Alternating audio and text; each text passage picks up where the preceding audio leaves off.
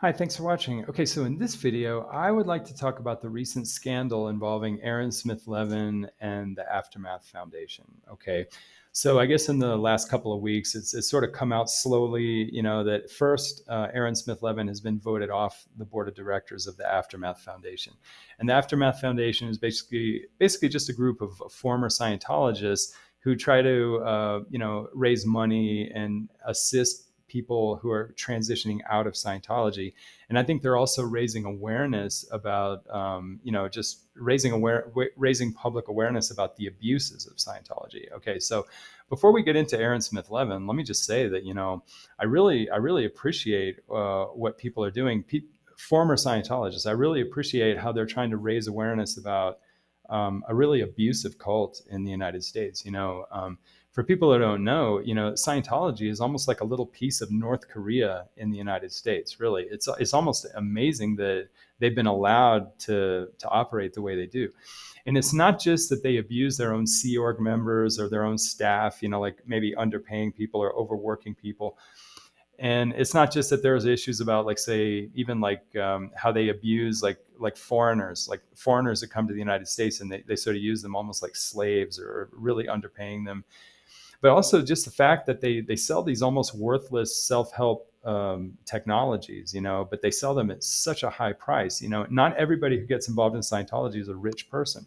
A lot of people who get into Scientology maybe don't have a lot of money, or just have, just middle class people, and they end up spending a ton of money on these really very relatively worthless services. So I think it's a disgrace. I think it's a disgrace that the FBI, that law enforcement hasn't gone harder on Scientology and really exposed them for, just all the frauds and just the abuses and just the lack of ethics, and probably just violating, at least if not the letter, but the spirit of any kind of reasonable, like, consumer protection law, whatever. So, I really, I think it's a disgrace that law enforcement hasn't gone after these people. So I think it's great what Aaron Smith-Levin is doing and what the Aftermath Foundation has been doing.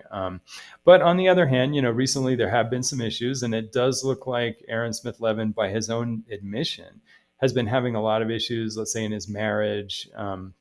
And he hasn't wanted to be public about his marital problems because he has a reputation to preserve as a board member of the Aftermath. And on top of that, it looks like he's been having actually some personal issues. So he himself, Aaron Smith-Levin, admits that during the Danny Masterson rape trial. Okay, now, gosh, how that's terrible. I mean, just to think in the context of a scandal involving another Scientologist. Okay, that Aaron Smith-Levin apparently met some woman, apparently, who even came across as being a little bit mentally unstable. Some other person who was interested in the Danny Masterson trial, but he met some woman who was apparently attractive, but also kind of a little bit crazy. And he said that she even appeared crazy when he first met her at the trial. And apparently he just hooked up with her and was just spending night after night with her, and taking mushrooms, and things got crazy. And then suddenly Aaron thinks it's a big surprise that she had a psychological meltdown and attacked him, and there ended up being like a struggle over a telephone. And then Aaron cut his toe, and they had to, like, get out of, I think they were staying in some private club, but they had to try to find a pharmacy where he could fix his toe. And while they're on the street, they're just kind of fighting, and she's chasing him, and then suddenly she ends up hitting her head in public. And then Aaron apparently just wants to get away from there and just kind of leaves her, and the whole thing is just chaotic.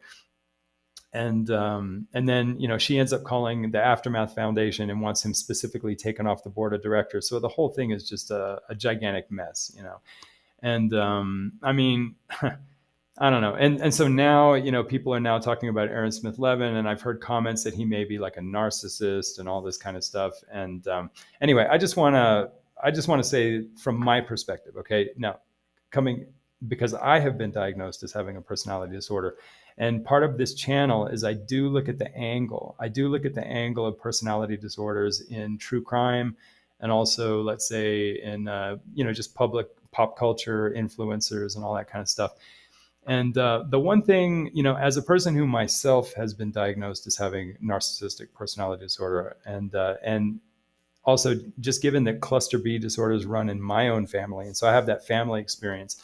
Um, I do want to give my perspective that, I am not in favor of, like, say, even though I have had that struggle personally, I'm not one of those kind of people who wants to try to see narcissism in every single thing in public. Or if I see people struggling with narcissistic issues, let's say like addictions or just behavior problems, those are narcissists. They're in the family of narcissism, but not necessarily the actual personality disorder, right? So when I see people struggling like Aaron, I think it's really important not to try to over-diagnose and try to suggest that anybody who's having some kind of behavior problem or even narcissistic issues, that they necessarily have an actual personality disorder. I think that's really unwise.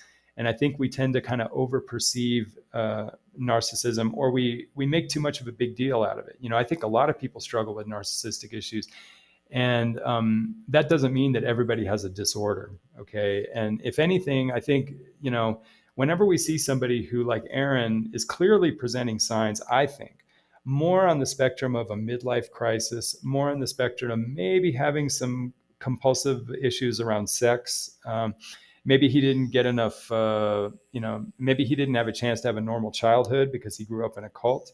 So maybe he didn't have that period of being a teenager or being a person in their 20s, just, being wild and crazy. So maybe as he's in his 40s and getting close, eventually getting close to 50 years old, I think maybe deep down inside, maybe he feels like there's things he hasn't done in his life, and he feels like, maybe he has to live the teenage years that he never got to experience as an actual young person. But whenever you see somebody who definitely appears to be engaged in something almost on the spectrum of, like, say, alcohol abuse issues, or, maybe not alcoholism, but, kind of behavior issues around alcohol and sex, maybe on the spectrum of like sex addiction, that kind of thing, I think you really want to leave personality disorders off the table. Okay. I think you always want to first rule out, any kind of behavior issue, any kind of compulsive issue, any kind of, spectrum of addiction issue before you ever go to personality disorder. So I think this is just a perfect case. And also, let's just remember, anybody who's involved, even in this spectrum of, like, say, getting into bad habits, like substance abuse or sex, or, just maybe not a sex addiction, but even just getting kind of in a bad pattern of getting into a lot of, like, compulsive sex, or using sex as self-medication, right? Whenever you get into that pattern, and who knows, maybe there's pornography in the picture, but any of those kind of like kind of bad habits, whatever, when someone falls into those patterns, they're going to start acting more narcissistic. Okay, that's just guaranteed. You see, anybody who has a drug addiction, anybody with alcoholism, they're going to be a little more in the narcissistic, let's say, the range, sort of at the range or the spectrum. But that does not mean they actually have a personality disorder. Okay, if you look at Aaron Smith-Levin, now he does get very vicious with his enemies, right? When someone does him wrong, he can be pretty vicious. I mean, just look at the way he's been fighting with Chris Shelton, another former Scientologist. They've had a lot of bad blood, and Aaron can be pretty vicious when he has an enemy. Okay, now that's on the spectrum. But when you really look at his life overall, is Aaron the kind of person who just chronically makes people feel bad about themselves? Does he make people feel less than? I mean, that's the typical thing that narcissists will do. That often they'll just have a way of making others feel real bad, or just always kind of presenting life in a way that makes other people feel like they're smaller. You know what I mean? And what I see with Aaron Smith-Levin is I see him really lifting people up and really supporting people. And I think that, he may have some narcissistic issues, but I just think that he actually is a very extroverted person. And I think even though he may be a little self-destructive, maybe he may be in sort of maybe more of a midlife crisis than what he himself wants to admit, possibly, right? I still think that in general, I think he's a very kind-hearted person who, in general, I think really reaches out to people and really tries to help people. So I don't think he's a good person to try to, like, say, impose the paradigm of a narcissistic personality disorder. I think that's very inappropriate. And just to remember, there's lots of ways that a person can end up being a little bit self-absorbed and selfish. It doesn't mean you have an actual personality disorder, right? It could be a combination of immaturity. when you grow up in a cult and all of your teenage years and young adulthood is spent like in a very toxic environment like a cult, he may have like arrested development. He may have like he didn't get to have a full maturity, integrated in the real world, right? So he may have some issues in his own development that may produce things that could be mistaken for narcissism, in the sense that he may tend to be a little bit immature, right, in a way that you might interpret as like a personality disorder. But I think really Aaron Smith-Levin is probably not a perfect person, but I think he's a person who has a lot of how would I say, he has clearly, a lot of, kind of issues with immaturity. But I think you can also see that in general, I think he really wants to help out a lot of people. He wants to reach out. And I think generally he wants to lift people up. Okay. Generally. Um, and so, then I guess my analysis, if I'm going to try to look for anything kind of narcissistic, then I want to look at the actual aftermath foundation right now as a foundation, and because they are under the spotlight, okay, and they are vulnerable to attack, right? Since Scientology is a very hostile cult, okay, and since they have as part of their philosophy to ruthlessly attack their enemies, right? Scientology is always going to look for a way to attack the Aftermath Foundation. Okay, so the Aftermath Foundation is justified in trying to sort of make sure they hold up the best image for themselves. Okay, so you can't really fault them for maybe having questions about whether right now is the best time for Aaron Smith-Levin to stay on the board of directors. Okay, at least they can have that conversation, right? Whether they should or shouldn't actually vote him off the board. For example, if they're really such good friends, okay, and if Aaron Smith-Levin really is struggling, let's say, with something like a midlife crisis, okay, if people like Mark Rinder and Claire Headley, if they were such good friends with Aaron and they really cared about him, okay, instead of just cutting him off and just saying he has these issues, maybe what they could say is, look, Aaron, we're concerned about you. We're your friend. Okay. We know you're not really like that. Okay. We know that something's going on, right? We think that maybe you might be struggling with maybe some substance abuse issues, maybe not alcoholism, but maybe just you're getting into a pattern of self-medication.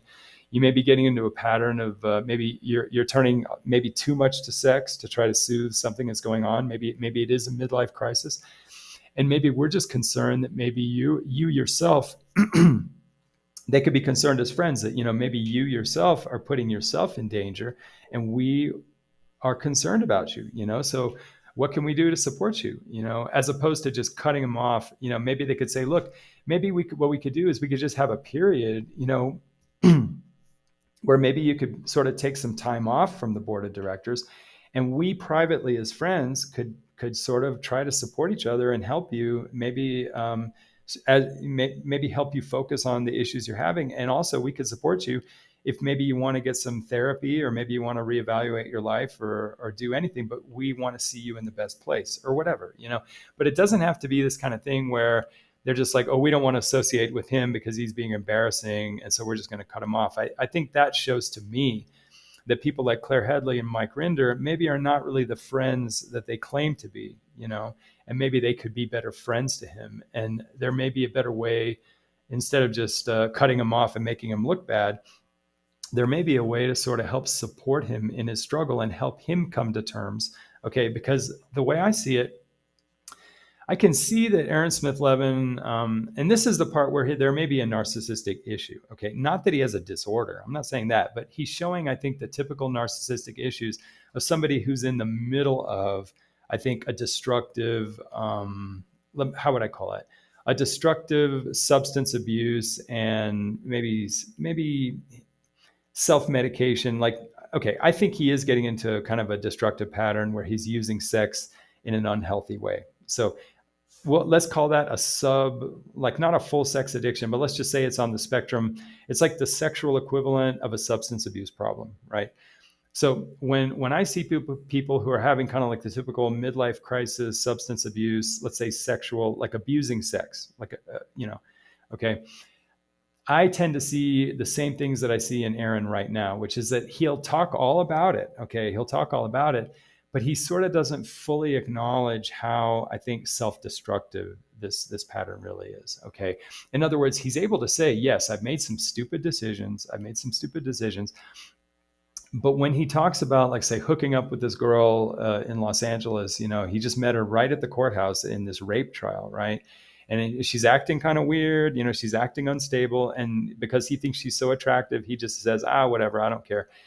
I don't think Aaron is fully acknowledging how, I mean, he'll say he made a stupid decision, but I don't think he's fully processing how he himself is letting himself, just because he's so interested in having sex, I guess, or he thinks she's so attracted, he's letting himself make really bad decisions. Okay. Decisions that another person who's not in that midlife crisis could easily result in maybe something really embarrassing happening. So Aaron, he's at the point where he does admit, and he's admitted this in a recent interview, he's admitted that he did something stupid, right?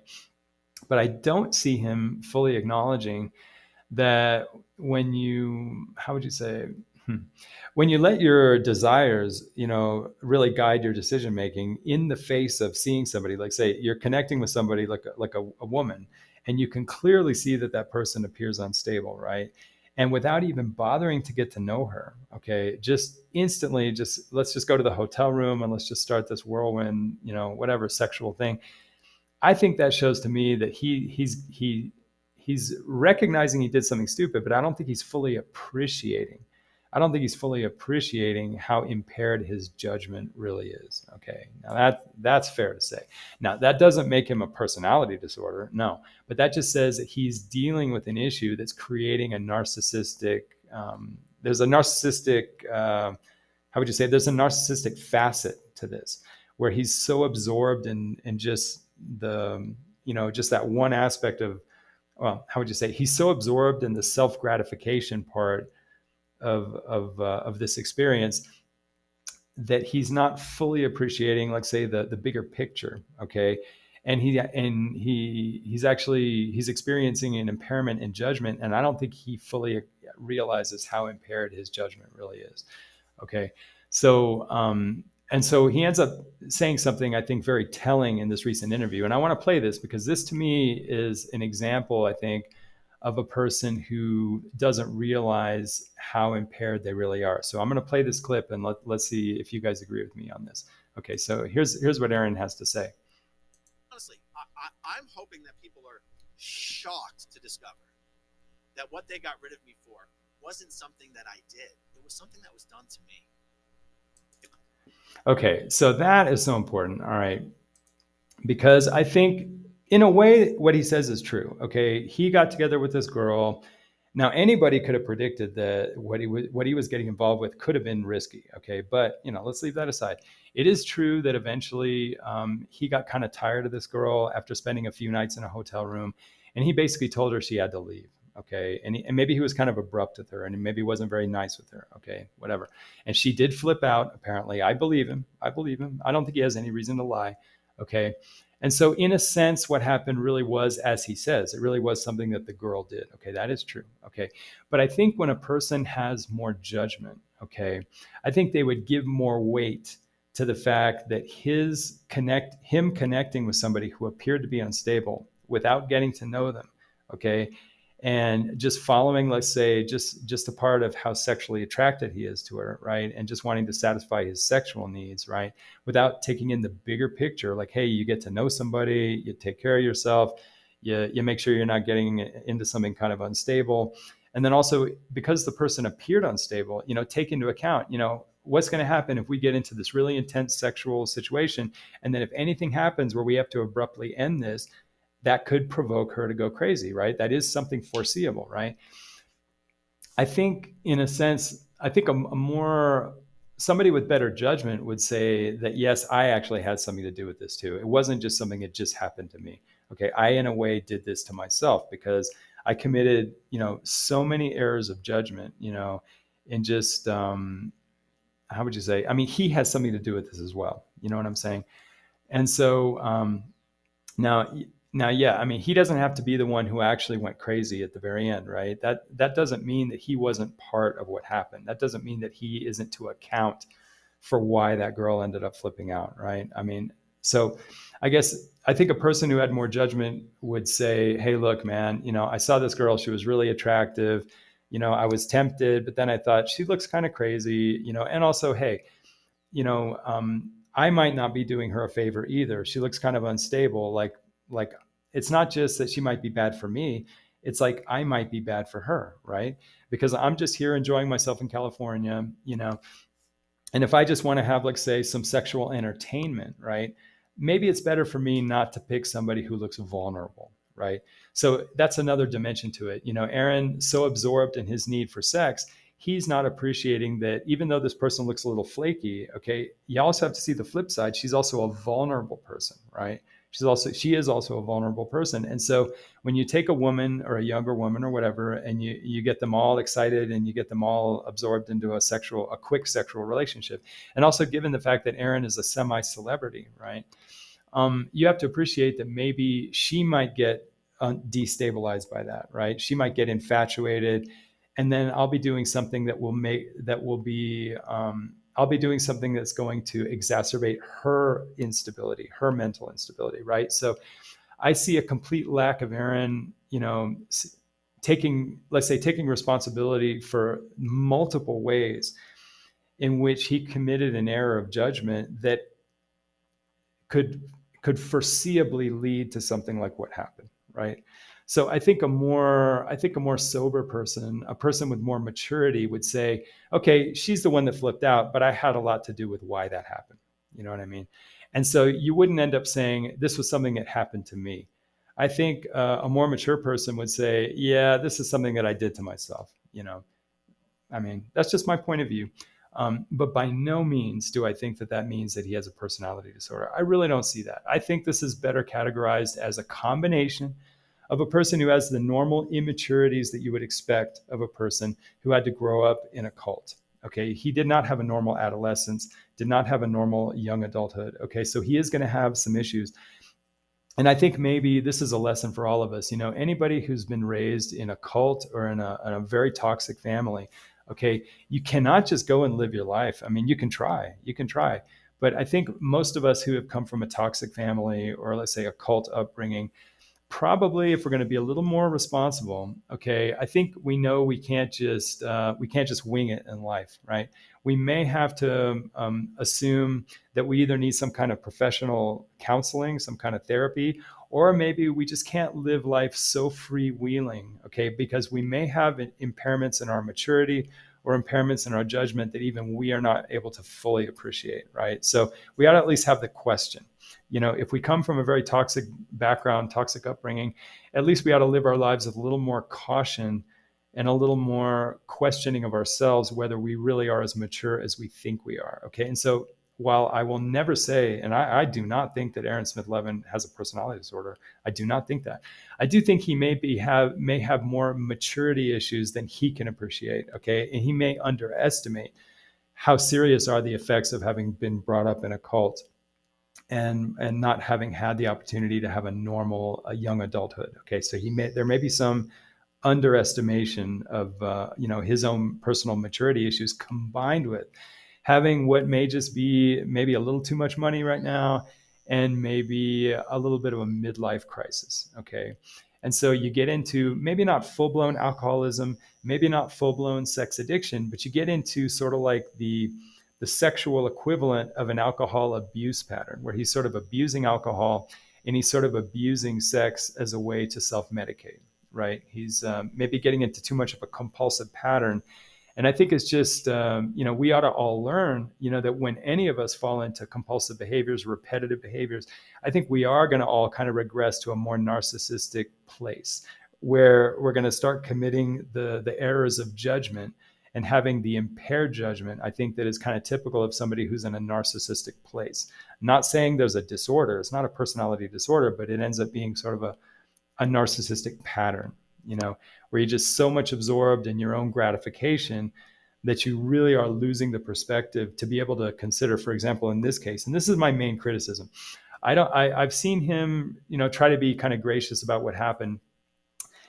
And I even see him saying, "Oh, I committed an error of judgment because I met this girl at the trial, at the Danny Masterson trial, and she seemed a little crazy, you know." But he almost didn't take it seriously. Okay, I think a person with more judgment would take it more seriously, and say, "Hey, this person looks crazy," but instead of saying, "Oh, this is just a crazy person," no, this is a person who has instability. Why would I want to make her situation worse? Why would I want to do anything that would put at risk her already fragile, psychology? So if Aaron was really caring about this person, maybe he would have become friends with her, but maybe he would have held that limitation, that boundary, because he's trying to protect her. You see what I mean? I don't see that aspect in any of this. And so I'm not going to say that makes him a narcissist, but I'm saying he's going through some personal issues, some kind of behavioral issues, okay, that's impairing him from having that broader appreciation where he can take into account and have space to have room to think about, what do I need to do to protect this person who is a stranger to me, but still a person. And if he really kind of has any care for other people, if you run into a person who seems unstable, crazy, whatever, you're going to put maybe a little more concern. Hey, I might like to have some sexual, behavior with this person. I might like to connect, but I also want to protect them. And if I see that they have, like, say, a instability issue, I may want to limit myself because I'm trying to look out for their best interest. You know what I mean? So I just leave that on the table. And as far as the Aftermath Foundation, I think Mike Rinder and Claire Headley, I think they need to check themselves too. I think maybe they're so upset with Aaron, okay, that they're forgetting that he's also a friend, okay? And they're also forgetting that even nice people, good people, can sometimes fall into patterns like abusing alcohol, abusing sex, whatever, and that will make them a little harder to deal with and maybe might arouse maybe the instinct to kind of push them away. But if you're really a friend, you may want to reach out to somebody who's going through a midlife crisis or a behavior crisis, whatever, and maybe try to maintain the friendship and also maintain the possibility of continuing with their professional connections. Okay, but just making sure that you emphasize, oh, it's not that just you're embarrassing us as the Aftermath, but also we care about you. So they can show a little more care for Aaron and a little more care for him getting the help he needs. That to me would show more of a real friendship. So I have to question, and I do question, the strength of Mike Rinder's friendship with Aaron and also Claire Headley. Maybe they could be better friends. Okay. And I think if they take a time, I think if Claire and Mike take a time to sort of unplug from their, if they can sort of unplug from their own personal feelings, and if they can look deep inside and say and see how much they really do care about Aaron, maybe they can try to recover the friendship, okay, and let go of all this petty, I don't know, this petty maneuvering. Because I think in the end, if Aaron could maybe get some help from his friends, maybe take a close look at his crisis, maybe get some help, he may be able to come right back to the board of directors, and it doesn't have to be the big scandal that it is. So I think if there are some other narcissistic issues in the picture, I would also look at Mike Rinder and Claire Headley. I think everybody could be a little more mature about this, and not forget the most important thing, that these people are all supposedly friends, okay? And the biggest victim here would be a bunch of lost friendships that maybe isn't necessary. Just because people go through crises, it doesn't mean that the friendships have to be destroyed. So hopefully, sitting on the sidelines, all of us can learn from this. Even when someone does go through, let's say behavior issues, and they engage in really distasteful behavior, we should always maintain the possibility of, that it doesn't have to end a friendship. It may be an opportunity to reach out to that person and really help them, or at least try to help them. So anyway, that's my impression. I do not think Aaron Smith-Levin has any kind of personality disorder. He may be acting a little bit narcissistic, but I think that's the result of having some kind of midlife crisis, and also maybe just the residual effects of unaddressed maturity issues from growing up in a cult. So anyway, that's my impression, and thanks for watching.